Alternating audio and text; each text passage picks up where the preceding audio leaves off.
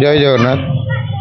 आज आरंभर जो सप्तम कार्यक्रम होता आमर नारी सशक्तिकरण आउ वुमेन एम्पावरमेंट आउला नारी प्रतिभार जो चयन करा जाउथिला आमको माने गेस्ट ऑफ ऑनर हिसाब से डाकिथिले आउर जो प्रयास चली नारी सशक्तिकरण एटा आगामी दिन को बहुत माने नारी मान को बहुत माने प्रतिफलित करिवो।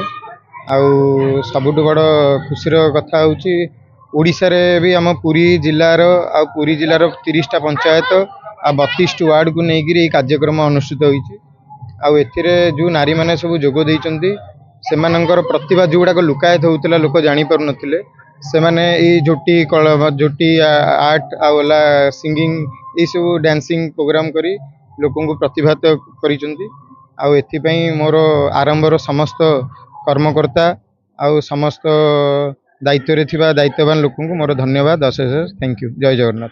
नमस्कार जय जगन्नाथ। जहाँकि आपण मैंने जानी आज 3 दिन धरी चलता आज आम शेष दिन सप्तम आरंभ महोत्सव जो प्रति वर्ष आम पुरी सदर ब्लॉक महिला मानक नहीं प्रतियोगिता करूँ एथर कि 32 वार्ड टाउन महिला मान प्रतियोगिता कर पुरस्कृत 2 दिन सरी जाइए। आज आमर जो मुख्य ये आरंभ महोत्सव शिक्षित लक्ष्मी सम्मान आज दिज्व माननीय सांसद डॉक्टर संबित पात्र आम गहन उपस्थित अच्छी हाथ में शिक्षित लक्ष्मी प्रदान करूँ। आपण मान सहयोग 3 दिन धरी कार्यक्रम बहुत भल महाप्रभु आशीर्वाद आपण मान भल पाइबारे आगामी वर्ष भी आम ये कार्यक्रम बहुत भल करने आशा रखी।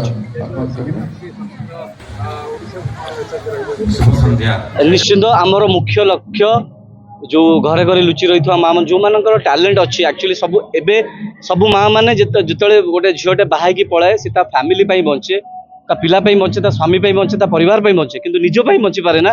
आमर कार्यक्रमटा से जिनस जो ता इच्छाटा जो से झील थिला बेले करि बाहरला परे आम ता इच्छाटा पूरण करने आम ये कार्यक्रम आरंभ कर शिक्षित लक्ष्मी कार्यक्रम ये आरंभ महोत्सव माध्यम आमर लक्ष्य अच्छी टोटाल ओडिशा रे 314 ब्लॉक रे कार्यक्रम करूँ आम 3-4 वर्ष आरंभ करूँ।